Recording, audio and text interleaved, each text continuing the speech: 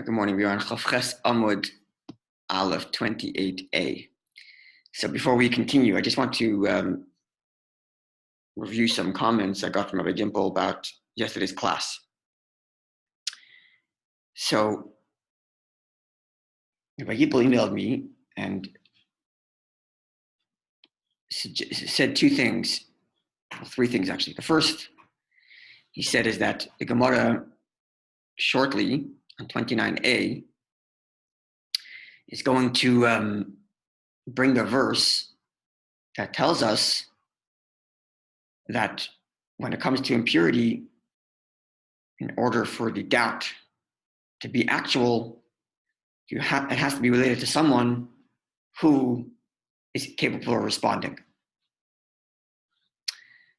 Now, considering, this is what Rabbi Gimple is suggesting, considering that there's a verse which tells us that the accidental impurity, a doubtful impurity, is considered as a definite impurity, is derived from a verse and not from Sotah, as we had learned yesterday.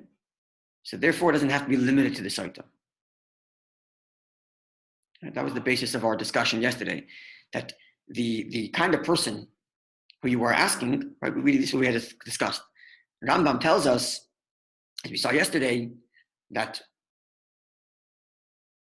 the person doubt of impurity becomes actual when you're capable of asking the person about what happened, and he says, "I don't know," because he's in doubt, which means the person can't be a deaf mute or can't be emotionally or intellectually incapable, right? And whereas Rashi just said, "Kagoin Adam," for example, a person, without qualifying what kind of person. Now we had asked, first of all, it seems like there's a dispute between Rashi and Rambam. Rashi seems to be saying any person, because he says an Adam and any person, because he's capable of communication.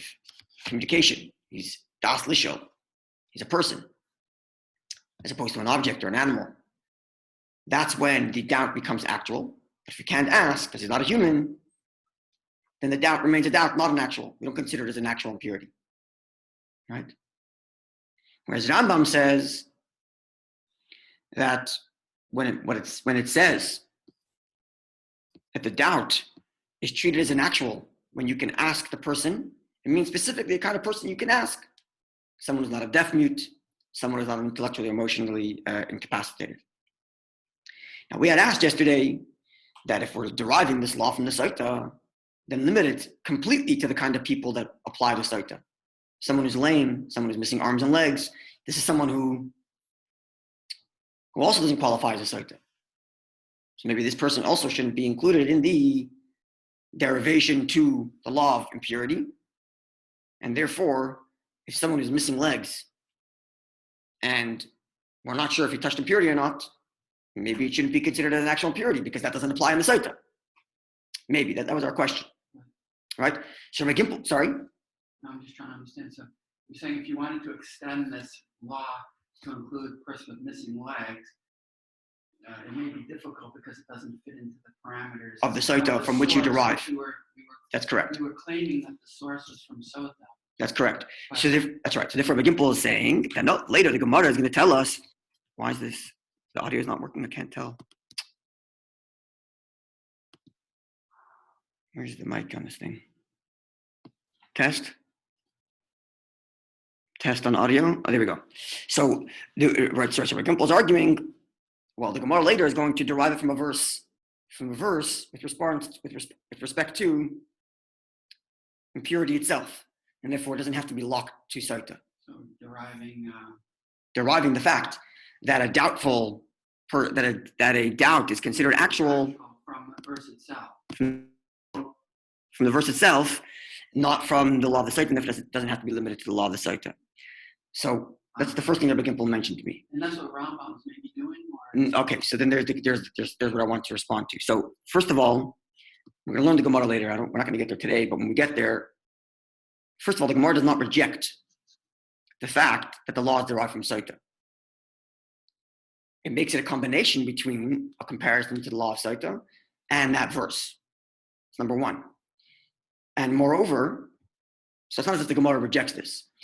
Moreover, as we're going to learn in Rashi there, when we get there, I'm going to point this out, but it's clear from Rashi there that actually the law is derived from Sotah. And the verse that's added is only to tell us that you should know what we derive from Sotah. I'm not sure if this audio keeps on messing up. I'm not sure what this story is. I hope it's working the whole time. So again, Rashi, it comes clear from Rashi there and the Gemara there, which we're going to get to, God willing, maybe tomorrow or the day after, I don't know. But, sorry. Excuse me.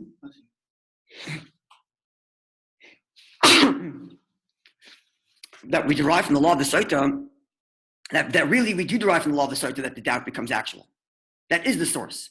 As far as the verse with respect to, as far as the verse that's going to be introduced later, that's only to tell us that the law you derive from the Sotah that you have to be able to ask the person is only with respect to one of the people, meaning the person becoming Tameh, not the object that's making you Tameh.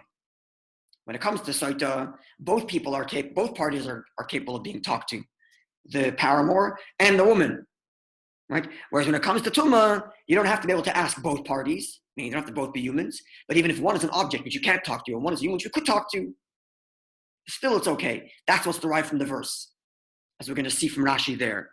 So it's not 100% correct to say that because the Gemara later introduces a verse, therefore we don't have to limit it to the Sotah. Especially since when the Rambam tells us the law, he doesn't make any mention of that verse. He only mentions Sotah and says straight up, when the person who could have contact and impurity has the knowledge to be asked and to be examined regarding the details that occurred, as is true with regard to Sotah. So it's not 100% correct to say that because the Gemara is introduced verse later, therefore we don't have to limit ourselves to the law of the Sotah. It's not the case. That's number one. The second comment Rabbi Gimple mentioned, right, is that it's possible Rambam and Rashi are not arguing.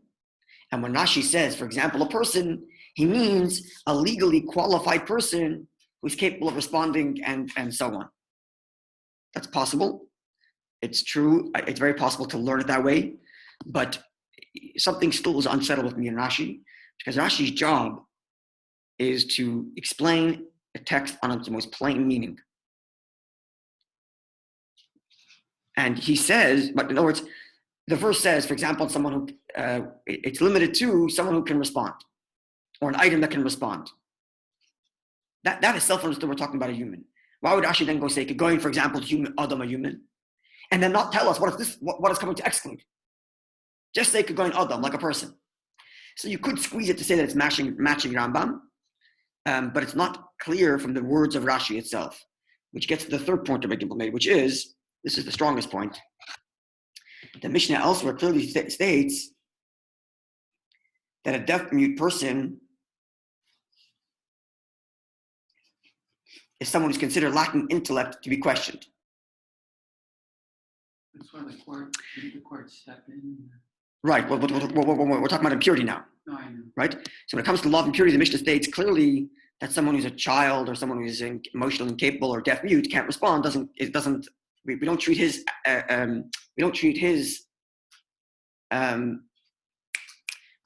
his doubt like an actual. That's what the Mishnah says elsewhere, and obviously Rashi is not arguing with the Mishnah. But this is correct, but it only further makes me curious because why did Rashi mention that Mishnah? Rashi would often say, as it's in the Mishnah elsewhere, why doesn't Rashi say that? So it makes Rashi's wording even further perplexing, not less perplexing, although he is correct that Rashi would not be arguing with the Mishnah. Just looking at the Rashi again. Like, for example, a person, or some sort of item that our human was involved with. Did you say Rambam or Rashi doesn't cite this? Rashi doesn't cite that Mishnah. Rambam never gives sources, so Rambam doesn't bother me the fact that he doesn't give sources. Although here, he does tell us that the reason why we get this law is because we're comparing it to the Sotah. He does say that. Yeah. But he doesn't give sources, though. But Rashi sometimes does. Rashi would say, For example, or Rashi would often say, this is explained in the Gemara elsewhere, where there it says, where here he does not do that. Here he doesn't say, like the Gemara said, like the Mishnah says in Taharis, that a deaf mute person or an intellectually incapable person can't respond. Rashi doesn't say that, which again is making Rashi more perplexed. But he's right that Rashi would not be arguing with a Mishnah. Rashi, he's more broad. He wouldn't include those. He's saying any person, right? That's what I'm saying. Exactly. So that's right. Rashi says could go in Adam, for example, a person, not qualifying what kind of person.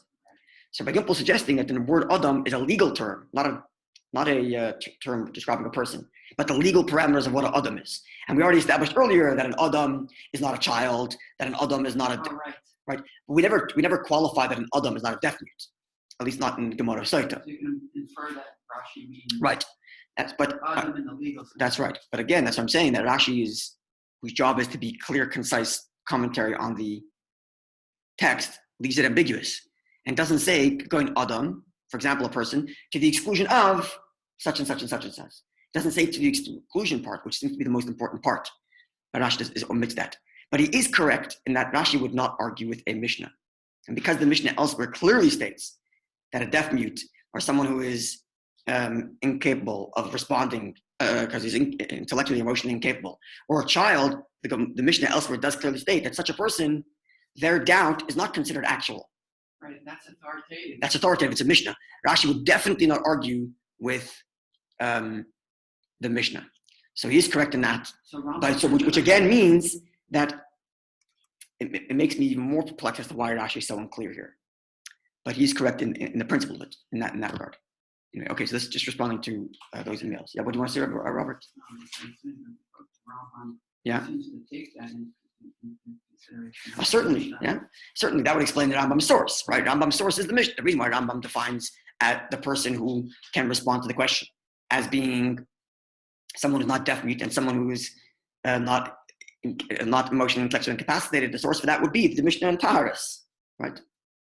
Can you just I didn't catch what you said about before. You said what are we deriving from that verse? The verse itself. Okay. Something about the impurity. It goes to one. We'll get to when we get to that Gemara. But just to make the point here, I'm pulling up the text here on the page and the Rashi. It's that in Sotah there are two parties, and in Tumah there are two parties. Yeah, right. In Sotah that's right. In Tumah, in Sotah there's the woman and there's the man, and in Tumah there's the item conferring the impurity, and then there's the item receiving the impurity. So the item receiving the impurity, that's like the woman. The item conferring the impurity, that's like the man who's conferring a defilement onto the woman, right? So when it comes to Sotah, if we were to compare it perfectly to Sotah, then you require that both parties are capable of responding. Because in the Sotah, both the giver and the receiver are humans, right? That are capable of speaking. When it comes to impurity, you might have said the same thing. When do we consider a doubt as an actual? Only when both parties are humans that are capable of responding, where one human is transferring impurity to another. And then when there's a doubt there, then we count it as an actual, if we're going to compare it actually to Sotah. So says the Gemara later, introducing another verse, says no. That comparison is only with respect to the one receiving, not the one conferring. And therefore the human who is receiving the impurity, that's the one who's the problem.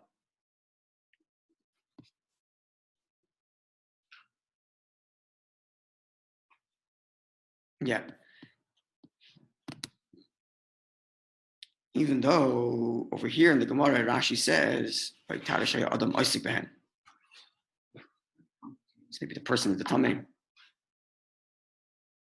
I don't know. Not so posh. Because in the Gemara and Rashi here, Rashi describes the person as the recipient also. So maybe at this point, it's going both directions, and then the Gemara limits it later. Anyway, the reason why I'm mentioning that is because the very fact that the Gemara later introduces a verse does not mean we're discounting the comparison to Sotah.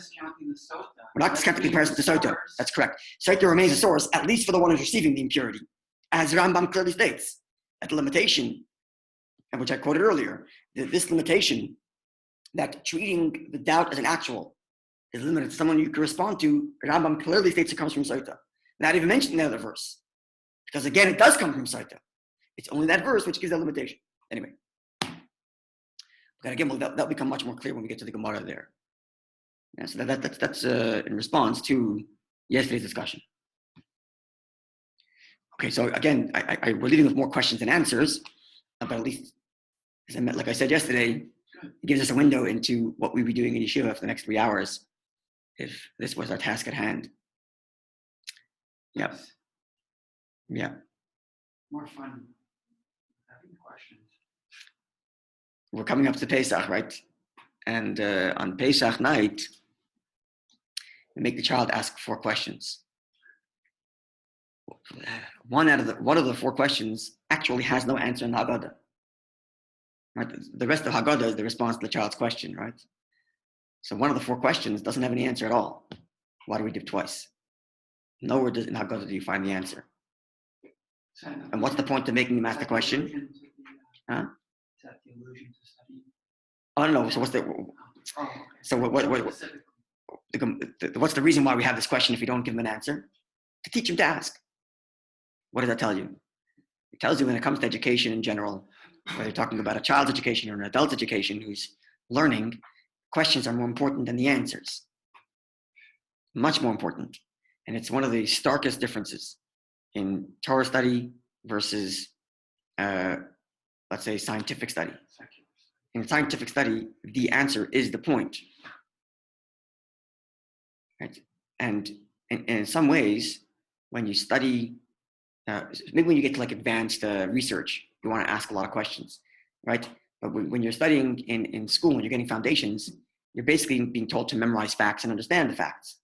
Whereas when you're learning in yeshiva Gemara, you're not meant to leave, with like a whole bunch of set facts and figures. You're meant to leave with a good grip on how do I take apart the text? How do I reason? How do I reason? How do I ask the right questions? How do I look at a text and know how to ask the right questions? Yeah, Rabbi Friedman, one of my teachers who, actually, it's funny, I was just having this conversation with someone yesterday, with a friend of mine yesterday. There's 2 teachers that I had that really shaped the way I learned Gemara till today. Rabbi Steinmetz and Rabbi Yisrael Friedman. They both had a very similar. Who's the first one? Sorry? Rabbi Steinmetz. And they both had a very similar. They both have some very similar. Rabbi Yisrael passed away, but they both had a very similar type of learning, and I guess it stuck with me. So they both would actually tell us that when you have a question, don't look for an answer. Look for more questions, because the more questions you'll have on that single text, the more it'll push you into the center of which you misunderstood that are bringing you all these questions. Like in other words, if you're not reading the text properly and you ask a question and you answer it, so you have a misinterpretation, a question and answer, and you're resolved. But if you have a question which more often than not indicates misunderstanding of the true depth of the text, and ask more questions. The more questions you ask, the more you'll be poking at what is it that I'm missing at the very depth of the text. And then once you see what you're missing at the depth of the text and you read it the correct way, all the questions will be gone. So that was an exercise we used to do a lot. Most times didn't get to answers, but just ask more questions. So you can see it, what exactly are we missing here? What are we truly missing in the text? Anyway, and this is taken from Haggadah, in which we make the child ask questions, one of which we have no answer for. Just there to make him ask. Okay, let's learn a little bit of Gemara. Move forward.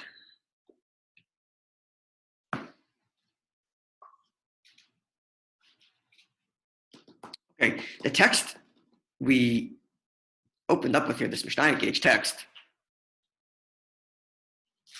had a discussion between Rabbi Akiva and Rabbi Yishmael. Rabbi Akiva said,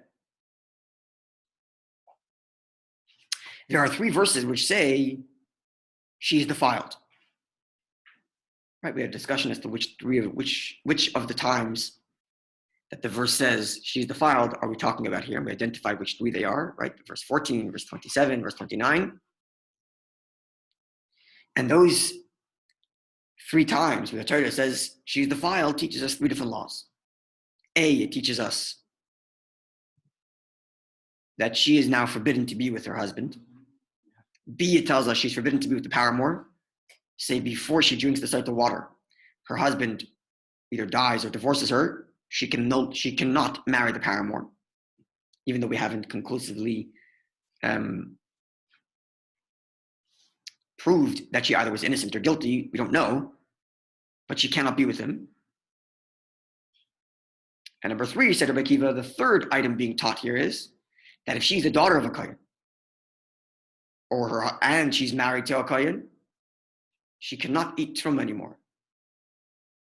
Ordinarily, if a woman is married to a kohen and she's left widowed, childless, she can go back to her father's house and continue eating truma because she has nothing. No, I'm sorry. Ordinarily, if a woman is married, a daughter of a kohen is married to an Israelite. So while she's married to the Israelite, she's tethered to the Israelite. She can't eat truma. If she has children, and then her husband dies, she's still tethered to her first husband via the children. But if she has no children and her husband died, she can go back to her father's house and eat truma. But in this case, she can't, because she might be a zona. She might be what's qualified as a promiscuous woman who loses her rights as a kohen, loses her kohanic privileges. So she can't eat in truma. That was the third verse that Rabbi Akiva said.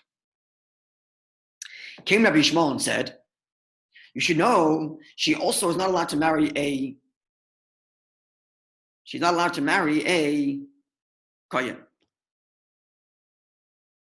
Right? A divorcee is certainly not allowed to marry a kohen. And a zona, someone who qualifies as a promiscuous woman, which we discussed this earlier, what that means, she too can't marry a kohen. So here, this woman, we don't know what happened behind closed doors, and say her husband died, she cannot marry a kohen. And this, Rabbi Akiva, is how much for the more so?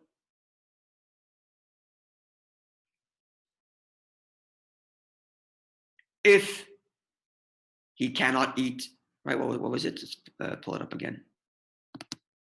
Pull up the text quickly. How much the more so Rabbi Yishmael said was as follows.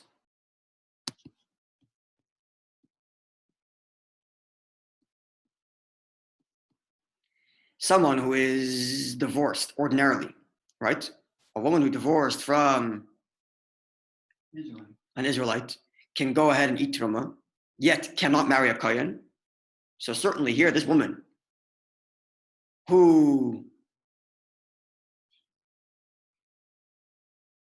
cannot eat truma because she may have been promiscuous, and much more so she can't marry a kohen. That's what Rabbi Yishmael said. Yeah? Yeah. So we mentioned then that the Gemara is going to note that Rabbi Yishmael's statement is unrelated to Rabbi Akiva's statement. Rabbi Akiva speaks about her not being not being able to marry, not be with her husband. She can't be with the paramour, and she can't eat truma.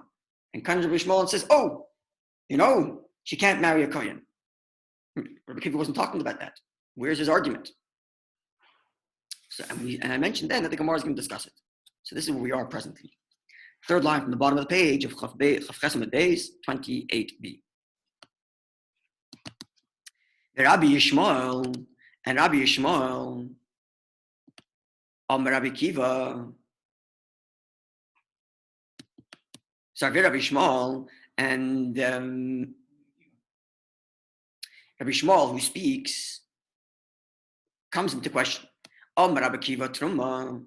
Rabbi Akiva talks of the law of Truma, that she cannot eat Truma considering that she is questionably and therefore considered actual. Zoina, an actual, what's the right word? What's the right word for Zoina? It's often translated as no, it's not. A woman who's promiscuous, who loses her right to kohuna, we'll just call it a Zoina, right? We discussed this earlier. If she was with an animal, even though it's terrible, a harlot, right? But that's a halachic designation, right? We mentioned this before, that if she engaged in bestiality, she would not be considered a zona, even though it's a horrible act, right? It's a specific qualification for a zona. Yeah. So she might be a zona because she may or may not have been unfaithful, and therefore she cannot eat truma. That's what Rabbi Akiva spoke about. Umahaderle, and Rabbi Yishmael ihu. Rabbi Yishmael is responding kohuna with respect to her marrying a kohen. What's the connection? Rabbi Shmuel is coming and arguing with Rabbi Akiva. But they're not talking about the same thing. Rabbi Akiva was speaking about the fact that she can no longer eat truma, and comes Rabbi Shmuel and says, oh, but she can't marry a kohen. I never said not. We're not talking about the same thing. So where's the discussion? The Su, additionally, Rabbi Akiva, in Rabbi Akiva's mind, kuhuna minale. From where do we know that Rabbi Akiva, according to Rabbi Akiva, from where do we know that she can't marry a kohen? Now, we cannot say, we're stuck in the middle here.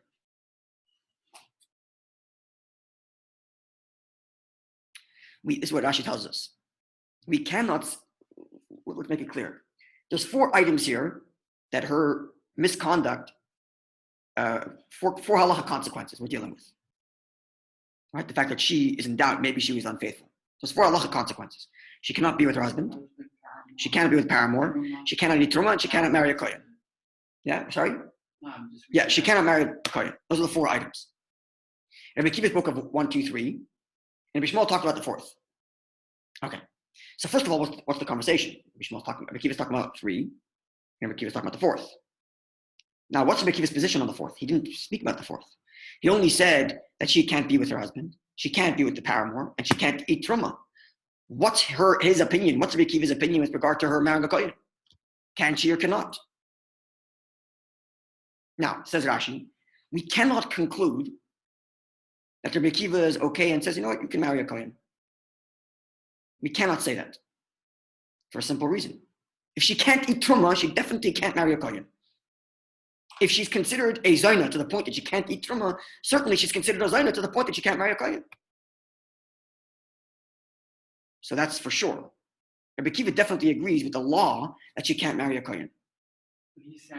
But it cannot be that Rabbi Akiva is relying on how much more so. Because if that's the case, he's the same thing as Rabbi Shmuel. Where's the dispute? Rabbi Shmuel came along and said, how do I know she cannot marry a kohen? Because of how much of the more so. Which means Rabbi Akiva is not of the opinion that we rely on the how much of the more so, on the kal v'chomer. And yet, he must agree that she can't marry a kohen. So how does he come to that conclusion if he's not following Rabbi Shmuel's reasoning? Following? They both agree in conclusion, but not how they got to that. They must. That's right. That's what the Gemara is pointing to. Asking these 2 questions to tell us that Rabbi Akiva and Rabbi Shmuel are arguing not in law, but how do we get to the law? How do we get to the point that she's forbidden to all four items? Rabbi Akiva says 3, Rabbi Shmuel says 1. So question number 1 is why? Where's the argument? Which will be answered by the question, how did Rabbi Akiva derive number 4? Because once we know how Rabbi Akiva derived number 4, then we'll know how Rabbi Shmuel and Rabbi Akiva are arguing. Because they're arguing about how do you derive number 4? Which the question is, how does Rabbi Akiva derive number 4? How does Rabbi Akiva derive that she cannot marry a kohen? Clear? If it's not that, I don't want to go forward because we'll get stuck because we're building. Yeah? Continue. Yeah. Okay. Now, it says the Gemara like this. The chitema, let's use suggest. Kohuna, like tzricha. Maybe the fact that she cannot marry a kohen requires no derivation whatsoever. We don't need a derivation. A direct verse. Now that we do, we need it how much the more so. She definitely cannot marry a kohen. Maybe. Now, why cannot be the case? Says the Gemara top of 29a. Sharei asaba. Oops, sorry for moving the page around. Sharei asaba safek zayna kezayna. Maybe we're going to say like this. The moment the verse told us that we treat her doubt, we don't know what happened behind closed doors. We treat it as an actual. So once I know that we treat her as a zayna, then all the laws of zayna apply, including that you cannot marry a kohen. So I don't need a derivation. All I need is the verse to tell me that we treat her doubt like an actual. And as soon as I know we treat her doubt like an actual, all the laws apply, including the fact that she can't marry a kohen. So maybe this is where Rabbi Akiva comes from. Not circular reasoning. Why? Because what? Because you need to derive where this is coming from. And if you don't have any derivations. Maybe I derive it from the fact that she can't marry her husband, she can't be with her husband, and she can't be with the paramour. Because the verse is telling us that she's defiled. By telling us she's defiled, the verse is, you're right, I'm just pointing in the right direction. The verse is telling us, by the verse telling us she's defiled, the verse is telling us, treat the doubt of her misbehavior as if it was actual misbehavior. And for all the laws of misbehavior are there, including she can't marry a kohen. Where's the problem here? If that's the case, truma, the fact that she can't eat truma, namiloy to boikra, also doesn't need a verse. Sharei asa b'asafik zoyna k'zoyna. Rabbi Akiva gave us verses for 3 out of the 4 items. If the verse is telling us, treat the doubt as an actual, and only say it once, and everything else is derived. You, Rabbi Akiva, told us that you need to have a verse for each and every one. You need a verse for each and every one? Fine. So you also, yes, including the fact that she can't eat truma. Good. So then find me a verse that she can't marry a kohen. If you're telling me I don't need a verse because it's automatic by the fact that her doubt is considered actual, then why would you need the verse for truma? So if you're bringing a verse to tell us that this is the circular logic, right? That's why I was pointing you there. If you're bringing a verse to tell me that she can't eat truma, then she needs to have a verse that she can't marry a kohen. And you're telling me she doesn't need a verse to tell us she can marry a kohen, then she doesn't need a verse for truma either. So you got to be consistent. The whole thing unravels. That's right. Rabbi Akiva's. That's right. Line of reasoning. That's right. So let's learn the Gemara's answer and we'll conclude with that.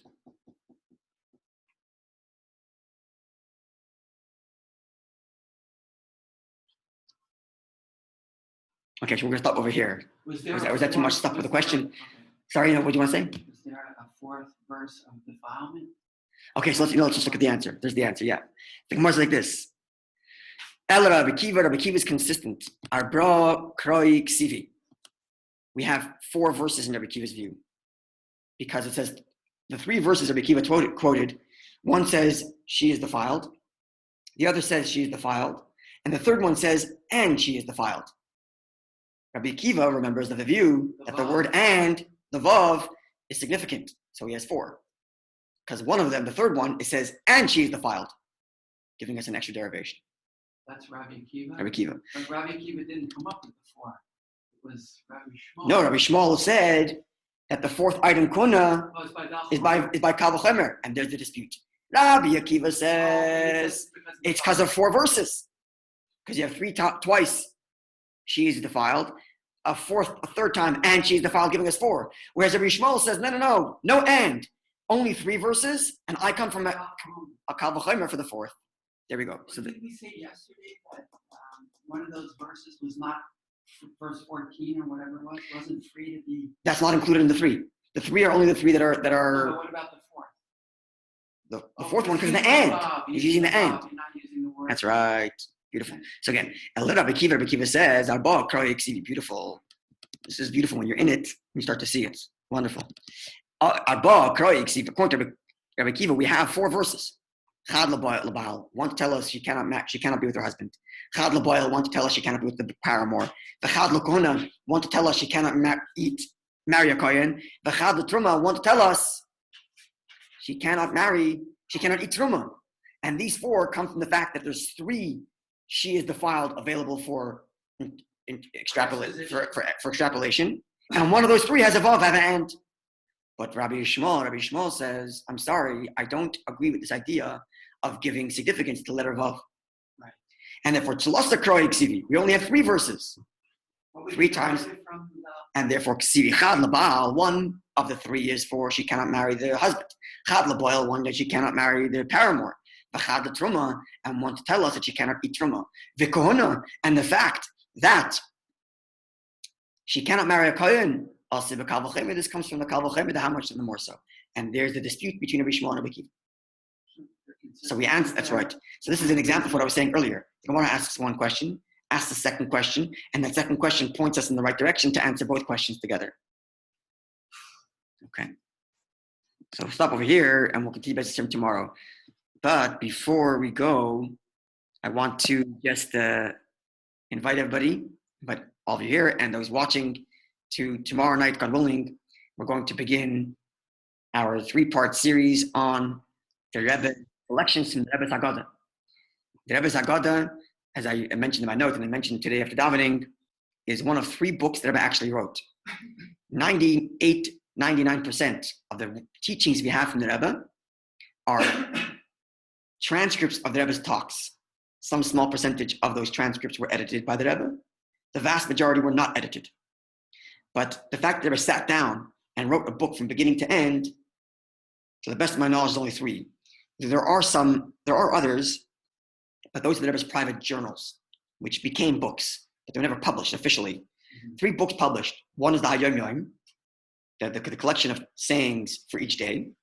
So that's not a commentary on anything. It's just a collection of teachings for the day, even though there's also original thought in there.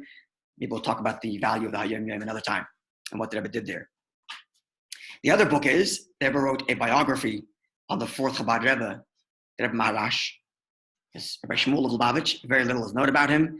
And when the Kahos, the Chabad publishing house, which, parentheses, more context, when the Rebbe first came to America, before he became Rebbe, his first official job was to oversee the Chabad publishing house, which remained something near and dear to the Rebbe's heart throughout the Rebbe's entire leadership, was the publishing house.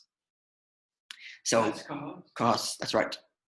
So, as part of the editor, the leader of the publishing house, they've been encouraged as certain writers to put together biographies on each of the Rebbes.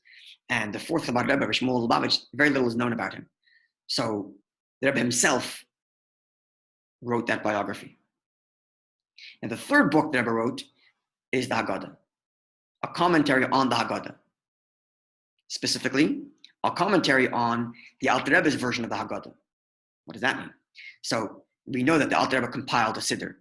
Compiled a Siddur means that the Alter Rebbe collected various different versions of the Siddur and put together what he felt was the best version of the Siddur, based on grammar, based on halacha, custom, based on Kabbalah, and so on. The history of that Siddur is for another time, maybe. Now, like most good Siddurim, it includes a Haggadah, what to do on the night of the Seder. It includes actually what you should do all year round. Hanukkah, Purim, the back of the Siddur has a section for each holiday, what you do, including a Haggadah. So the Alter Rebbe compiled a Haggadah. And like any good Siddur, it has instructions. Do this here, do that there, right? And that becomes the authoritative Haggadah for the Chabadnik. How do you follow the Seder? Based on how the Alter Rebbe chose the Haggadah and the comments he says of what to do when. So the Rebbe, at the behest of his father-in-law, wrote a commentary on the Alter Rebbe's Haggadah, which means the Rebbe comments on the text of the Haggadah itself, which is mostly universal, and also comments on the Alter Rebbe's instructions in the Haggadah. So this is the only book, scholarly work of commentary the Rebbe wrote from beginning to end. Now, unlike the Rebbe's speaking, which is extremely prolific, the Rebbe spoke at length, in elaboration, and so on. The Rebbe's writing is extremely brief, not an extra syllable, not an extra word, not an extra comma. So the Rebbe's comments are densely packed, filled with sources, and in 2 words, mighty scholarship. See here, but see there, and therefore perhaps such. That could be the whole sentence. So to understand what they were talking about, you have to open up the sources, look at them, see what they were trying to do, and then when you understand the sources and you see the 2 lines they were put, 2 words they were put, you see a whole new scholarship and a whole new way of thinking. And Rebbe does this, not just on a halachic level, but Rebbe does this on every level. And I don't like using this word, but the best way to describe Rebbe's Haggadah is academic. Academic in the sense that it's not every commentary on the Haggadah has a certain objective. Some are inspirational, some are halachic in nature, some are getting to the grammar. Each commentary on the Haggadah has a certain objective. The Rebbe's objective in the Haggadah is, what does the Haggadah say? And therefore, every single element is necessary. If the Haggadah is telling us something of a halachic nature, the Rebbe is going to get down to the essence of what the halacha is. If the Haggadah is telling us something on a spiritual nature, get down to what the spirituality it is. Even down to the poetry, the syntax, the nuances of every single angle that you can possibly think of in the Haggadah that Rebbe addresses. If it's there, there are comments on it. Getting to the sources, the history, where does each passage come from? Why is it at this point in the Haggadah? Why is this word before that? Is it telling us a halachic message? Is it a spiritual message? Is it both? Are the halachic and spiritual message linked? Every single detail of the Haggadah is addressed in brief, dense, absolutely precise commentary. So unpacking the Rebbe's Haggadah really gives you a real window, first of all, into the richness of the Haggadah itself, and in some ways even more than that, it gives you an understanding to the richness of the Rebbe's way of learning, which is completely and totally unique. The Rebbe's way of learning, more unique than other ways of learning, which maybe we'll talk about that another time. So all to say, I'm inviting you to join us tomorrow night, 7:30. We're going to begin 3 classes the next 3 Thursday nights. So this Thursday night, next Thursday night, and the one after that, upstairs here in the MTC at the Koilo, we're going to begin unpacking the Rebbe's Haggadah. Each night we'll look at another passage. Tomorrow night we're going to look at a halachic passage in which the Rebbe discusses what is the essential mitzvah to relay the story of the Exodus. That's what the whole Haggadah is built around, is this mitzvah to relay the story of the Exodus. So what is the essence of that mitzvah on its halachic level? The essence of the mitzvah. The Rebbe is going to give us 6 angles to that. So we're going to go through that and try to unpack some of it, and we're going to see the Rebbe's brilliance and beauty and precision in that, God willing. And then the next night, haven't yet chose the passage, but to give us a sampling. So tomorrow night's going to be halachic in nature. Then the next week we'll do something maybe on the linguistics or on the, on the linguistics and history side. And then the week after that, we'll do something on the spiritual dynamic. So we can gotta get a sense of some of the different angles that we'll look at the Haggadah.